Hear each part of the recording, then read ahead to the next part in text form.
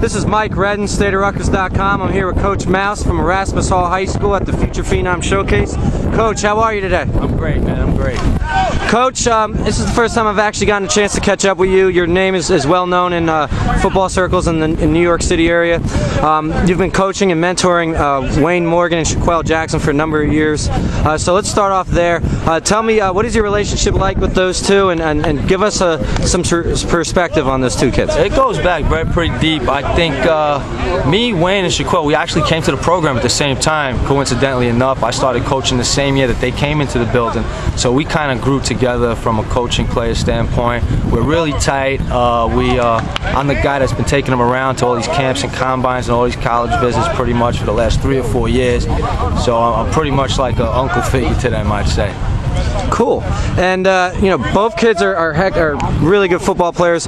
What could you see them bringing to a potential future collegiate football program? Not only are these kids great football players and athletes, but they're tremendous young men. I mean, and that's just a testament to their family. Whoever's raised them has done a great job. I mean, they do all the right things. They're in class early. The grades are right.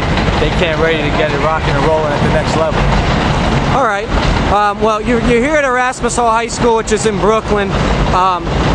New York City usually gets a bad rep as far as producing football talent, but in recent years that hasn't been the case. Wayne's I believe a 4 or 5-star prospect. Last year Lincoln had a kid named Meshach Williams who was a 5-star prospect. What kind of perspective can you give me on New York City football in general? I think this is a place where kids aren't a dime a dozen. I mean, this is the biggest city in the world, something like 10, 12 million people here. There's got to be some pretty good athletes in the city somewhere. And we've been showing that with the amount of athletes we've been starting to pump out with this sport in Division 1A level. We've also been lucky enough to have 1 doubles get pumped out too. I plan on having a showcase built so that people can come and see that we don't just have 1 a year. Like you can see on this field right now, there's about 10 Division 1A athletes on this field. So they're not a dime a dozen in the city. That's pretty much the point that I want to make. Okay, well, besides Wayne and Shaquell, why don't you tell our subscribers about some of the other kids that are here at the event, including your own young up-and-comers? Well, Wayne Shaquell, like you said, from Erasmus, we're lucky enough to have Curtis Samuels and Khalil Lewin as freshmen at Erasmus who are standout athletes. We also have here Kenny Coughlin from Tonneville High School, as well as Brandon Barnes, a tremendous, talented quarterback from there as well. We have Khalif Joyner from Christ the King High School, who's an outstanding tight end who's holding office from everywhere. We've been lucky enough to have some kids like Trey Bell come from St. Peter's Prep in New Jersey. AJ Long came as far from Pennsylvania from Pius X, quarterback. Fred Santarelli, offensive lineman from Philadelphia. We have Michael Abacanada from Thomas Jefferson High School, who ran, I think, a 4.540 today and had a tremendous camp.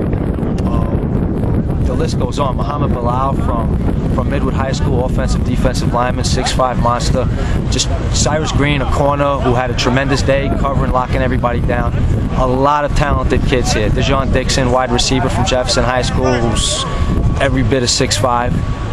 So they're all over here today. Okay. Well, let's look towards Erasmus Hall in your upcoming year with guys like Shaquell and Wayne and your youngsters. This is looking to be a really good year for Erasmus. But there's always Tottenville and there's always those other schools out there. Give us a bit of an outlook as to what this upcoming year will be like. We definitely think our future's bright, especially our near future. Like it's pretty apparent that we have great athletes in this program. We get our line to work properly, we'll be moving some people around and we'll win some football games. But we're going to take it one day at a time. Like you said, there are other giants in this city like Lincoln, Tonneville, Campus Magnet, boys and girls, and we got to go through all of them. It's not an easy road through Yankee Stadium. It's where the championship is. All right.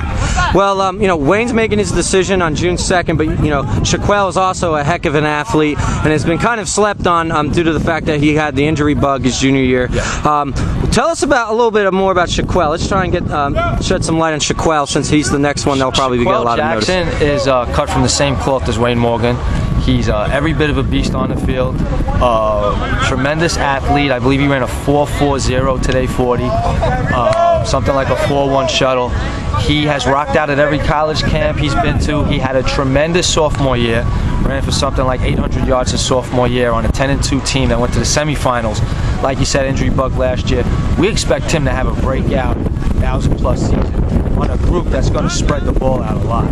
So there's no doubt in our mind that Shaquille's going to give us every bit of the output that someone like Wayne Morgan will this year. He's phenomenal. In any school that lands him at the next level, I would say got a steal because he's been in Wayne's shadow so long.